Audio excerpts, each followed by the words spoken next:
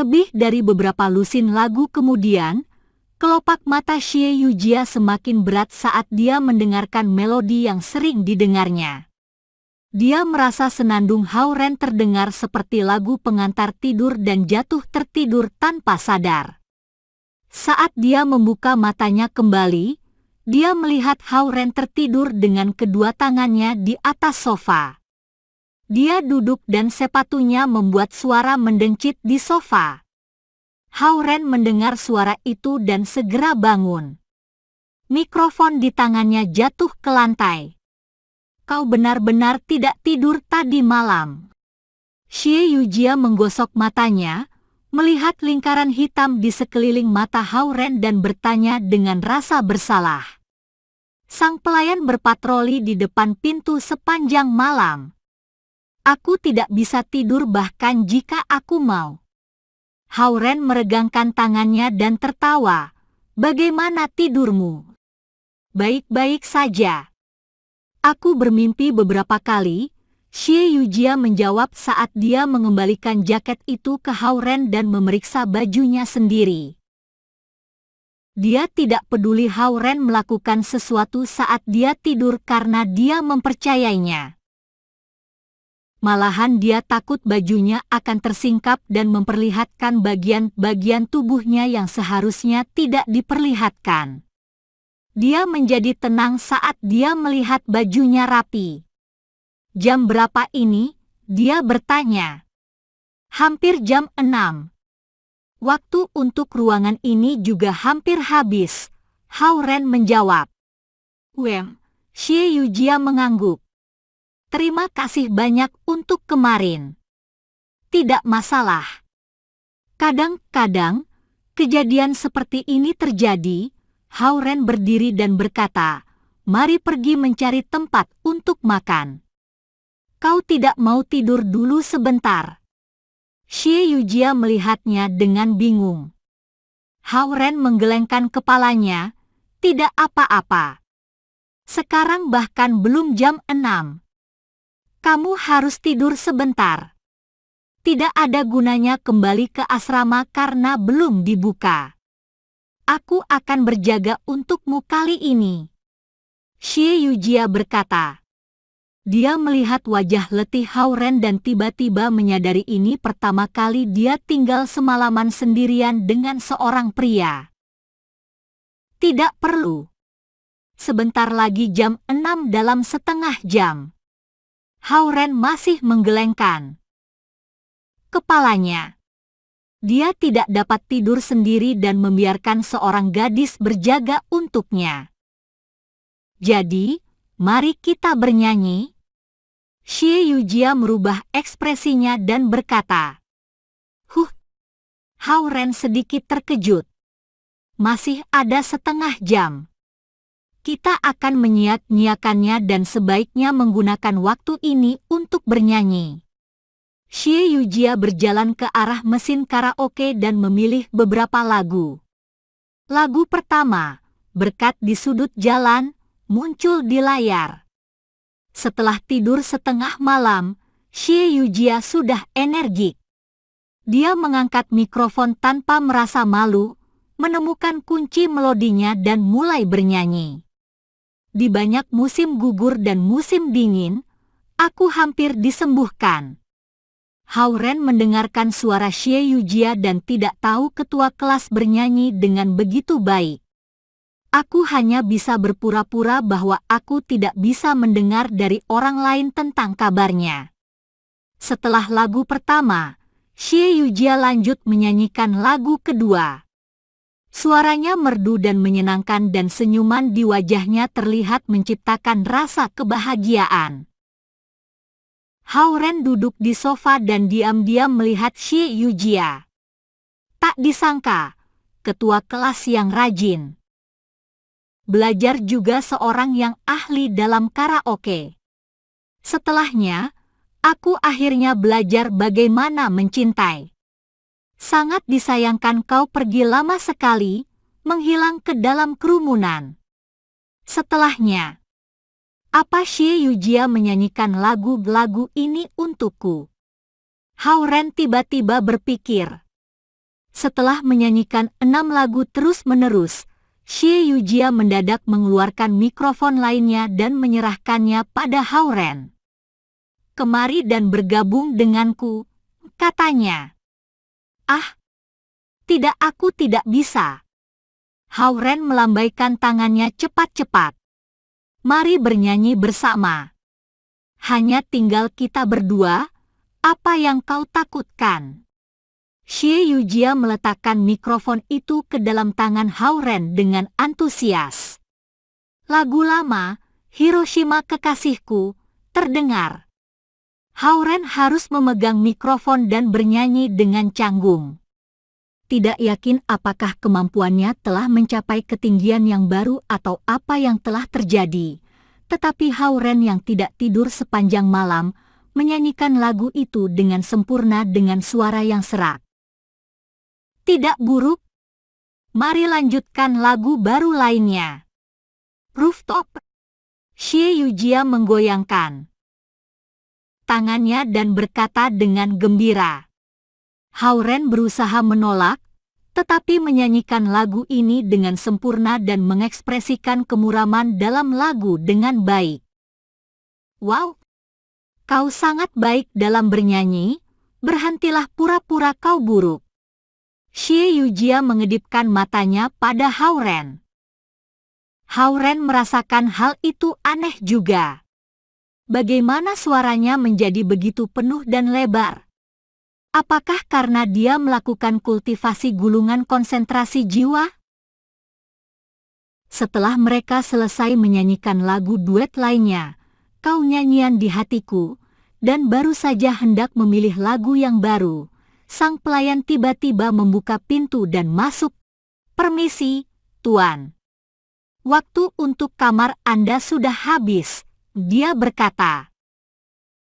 Hao Ren dan Xie Yujia merasa mereka belum cukup bernyanyi, tetapi mereka masih ada beberapa kelas hari itu, jadi tidak mungkin melanjutkan nyanyiannya. Mereka saling melihat, tersenyum, dan meletakkan mikrofon itu. Kemudian mereka mengambil barang-barang mereka dan melakukan check-out di meja penerimaan tamu. Xie Yujia ingin membayar pada saat mereka melakukan check-out tetapi Hao Ren menghentikannya. Meskipun dia menemani Xie Yujia, bagaimana bisa dia membuat seorang gadis membayar untuknya? Setelah mereka berjalan keluar KTV, Xie Yujia memaksa untuk mentraktir Hao Ren makan pagi, dan Hao Ren hanya dapat menerima. Mereka menuju restoran Dexin dan memakan makan pagi yang bergizi. Kemudian Hao Ren menaiki sepeda dan membawa Xie Yujia kembali ke sekolah melalui pintu masuk barat. Mereka menuju area asrama di selatan. Pagi hari di sekolah sunyi seperti di taman. Udaranya menyegarkan dan lingkungannya indah. Xie Yujia duduk di kursi belakang sepeda, dan kedua tangannya berpegangan pada kaus Hao Ren saat tubuhnya mengayun mengikuti arah angin. Dia berpikir sebentar dan meletakkan kepalanya ke punggung Hao Ren. "Di pagi hari udara dingin. Apa kau ingin memakai jaketku?" Hao Ren bertanya saat dia mengendarai sepeda. "Tidak apa-apa." Xie Yujia merasakan kehangatan di punggung Hao Ren melalui kaus dan berbisik.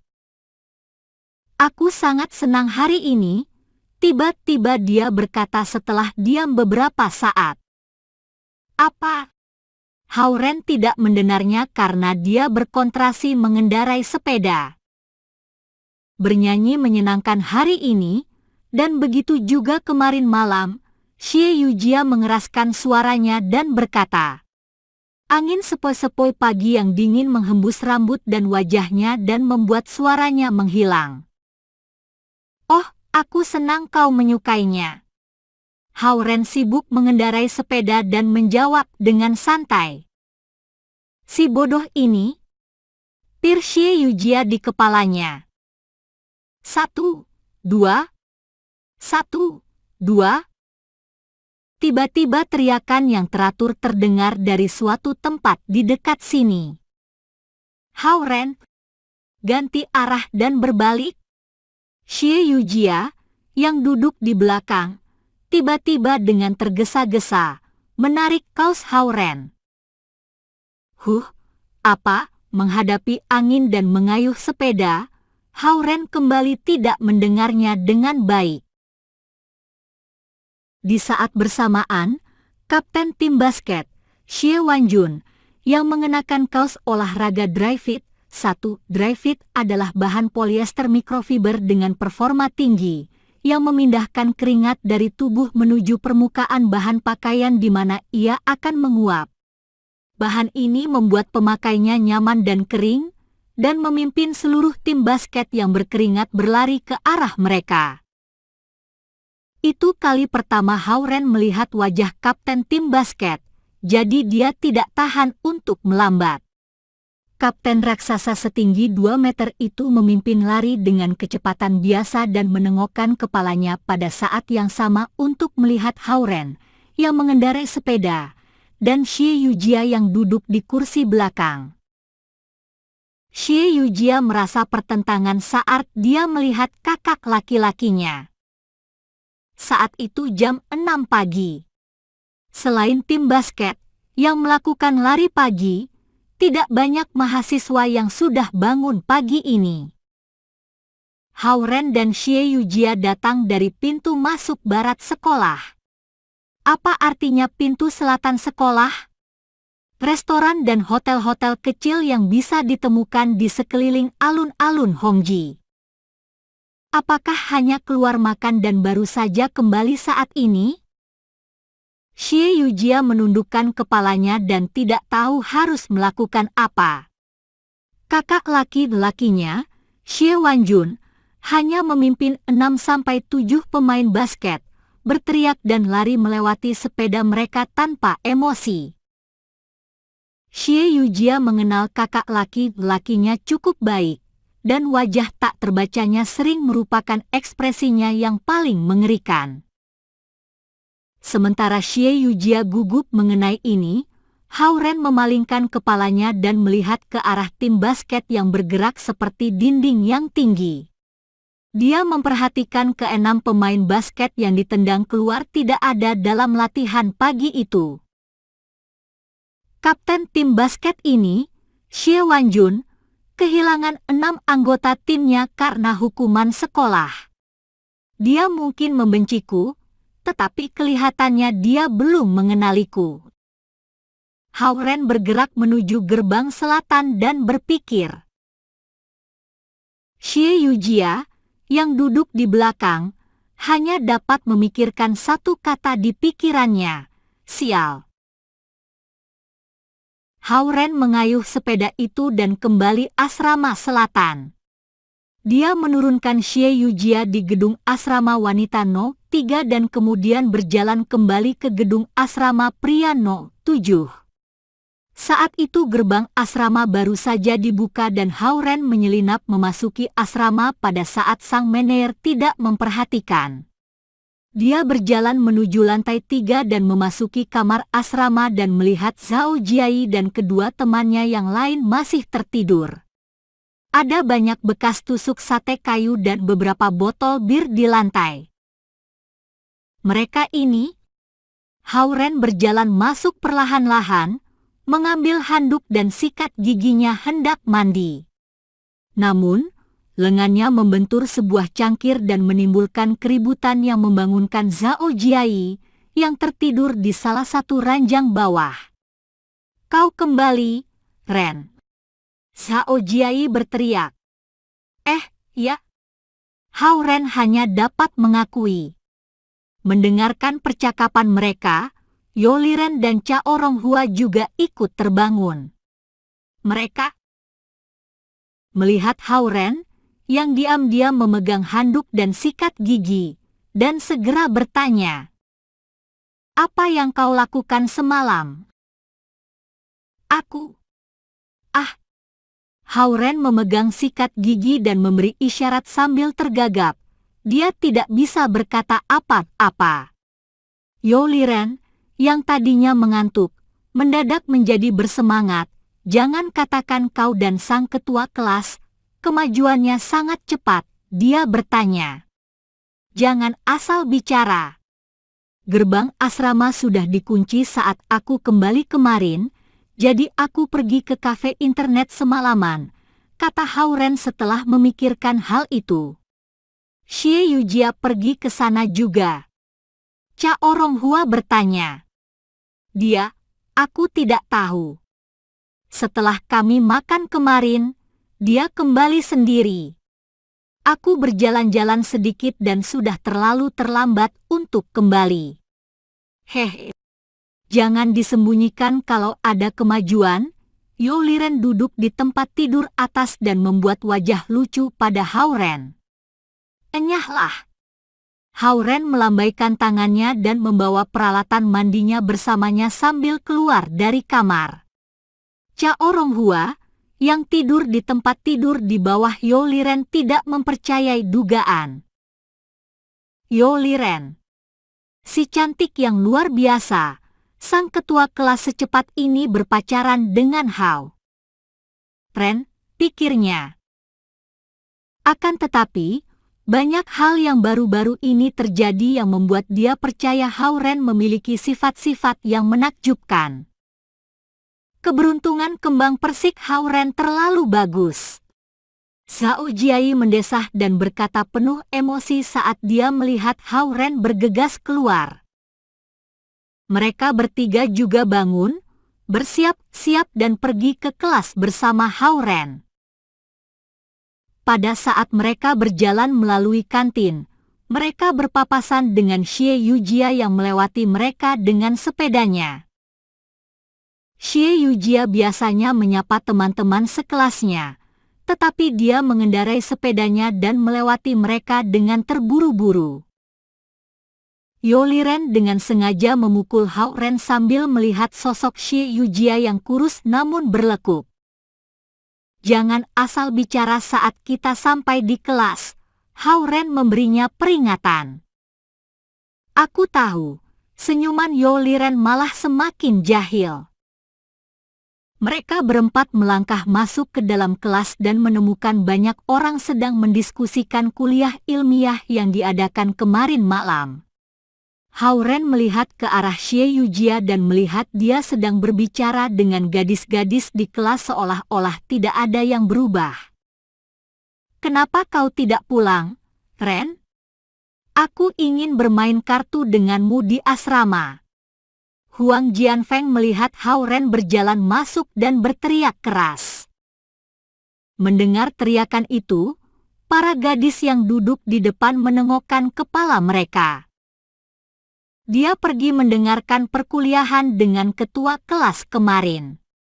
Bagaimana bisa dia pulang dan bermain kartu denganmu?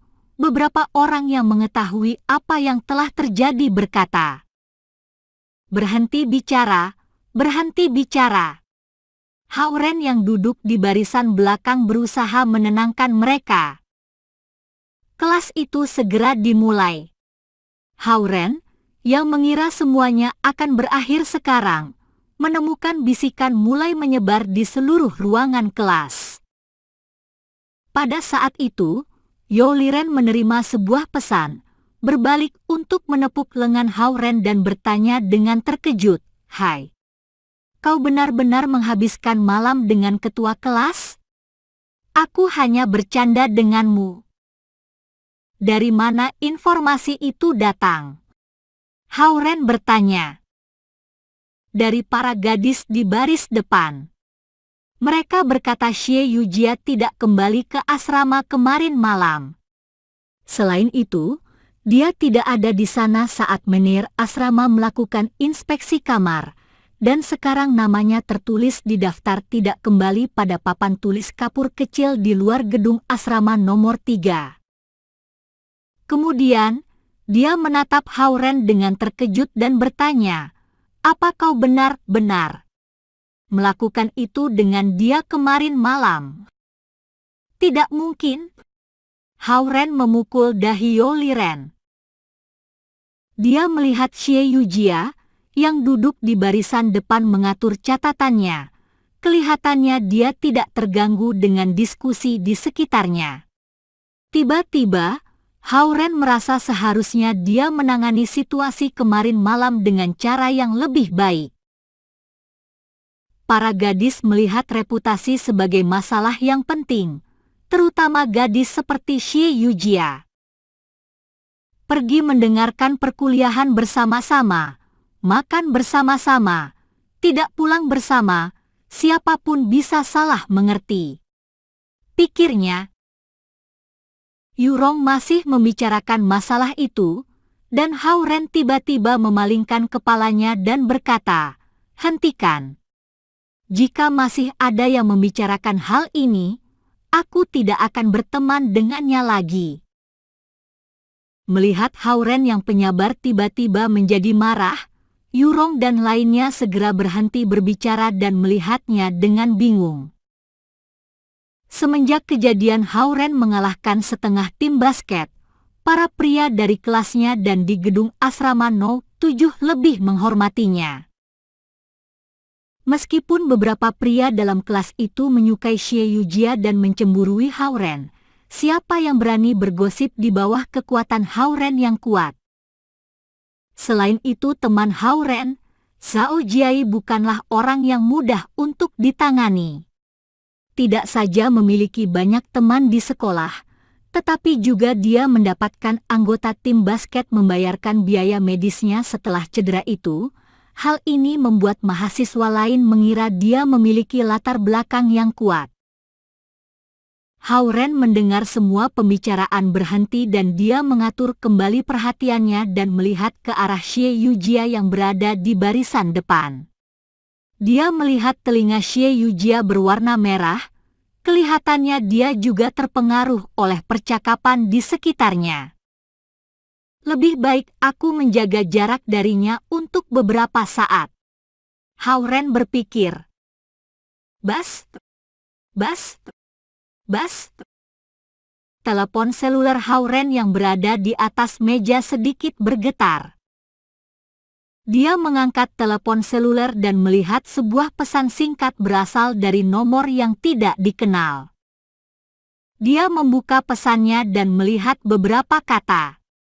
Apa nama kota besar di Cina yang memproduksi batu bara? Siapa ini? Hao-Ren tidak bereaksi dengan baik karena dia dalam suasana hati yang buruk. Biasanya dia akan langsung menghapus pesan pendek membosankan seperti ini, tetapi kali ini dia sengaja membalasnya. Batu bara Cina itu hitam. Bas. Beberapa detik kemudian, dia menerima pesan pendek lagi. Aku akan mencekikmu sampai mati. Beritahu aku sekarang apa itu batu bara. Merasakan nada pesan itu, Hao-Ren segera tahu siapa yang mengirimnya. Anak-anak zaman sekarang sangat berteknologi tinggi. Zhao Yanzi melakukan kecurangan dengan SMS, pikirnya. Hao-Ren menjawab, Fushun. Kerjakan sisanya sendiri. Aku tidak akan menjawab lagi. Bas. Tidak lama kemudian, dia menerima SMS yang lain. Berapa banyak cekungan di Xinjiang. Si bocah nakal ini. Hao-Ren tidak ingin membalas, tetapi dia memikirkan kemarahan yang harus ditanggung nantinya dan menyerah. Dia mengirimkan kembali sebuah pesan. Cekungan Tarim dan cekungan Dzungarian. Aku tidak akan menjawab lagi. Seharusnya ada satu lagi, sebuah SMS lainnya dikirimkan kembali. Hao-Ren berpikir beberapa saat dan membalas. Cekungan Kaidam. Aku tidak akan membalas pesanmu lagi. Bas. Beberapa menit kemudian, telepon seluler bergetar lagi. Apa ada akhirnya? Hao-Ren mengeluarkan telepon seluler, dan itu pesan Zhao Yanzi lagi. Bodoh sekali. Cekungan Kaidam berada di Qinghai. Aku hampir saja salah. kau menyalahkanku untuk pertanyaan yang kau tidak bisa kerjakan. Salah sendiri salah mengerjakan. Pergi kerjakan ujianmu. Hao-Ren menjawab. Ujian apa? Aku baru saja selesai. Aku sedang makan siang sekarang. Zhao Yanzi segera membalasnya kembali. Ini pertama kalinya Hao-Ren mengirim SMS kepada Zhao Yanzi di kelas. Dia tiba-tiba merasa Zhao Yanzi agak manis meskipun dia kasar. Berapa banyak lagi ujian yang kau punya? Hao-Ren memikirkannya dan mengirimkan sebuah pesan untuk menunjukkan kekhawatirannya. Yah, gadis kecil ini, tunangannya. Selain itu, orang tua Zhao Yanzi telah berkali-kali membantu Hao-Ren. Dia tidak bisa benar-benar mengabaikannya. Ada 2 ujian lagi di sore hari. Fisika dan kimia. Aku mengandalkanmu. Sebuah pesan gembira dikirimkan ke telepon selulernya. Aku bertanya-tanya kenapa dia tiba-tiba begitu baik padaku. Ternyata dia ingin aku membantunya menyontek. Hao-Ren akhirnya menyadari alasannya dan menjawab, bantu dirimu sendiri, dan kau akan mendapat makanan yang baik dan pakaian yang bagus. Zhao Yanzi tidak menjawab pesan ini. Dia mungkin marah. Hao-Ren tidak ingin berdebat dengannya, jadi dia meletakkan telepon seluler dan melihat keluar jendela. Masih hujan di luar. 2 buah ujian lagi berarti dia akan selesai sekolah sekitar jam 2 siang. Aku tidak punya kelas pada waktu itu, jadi aku rasa aku akan menjemputnya dari sekolah.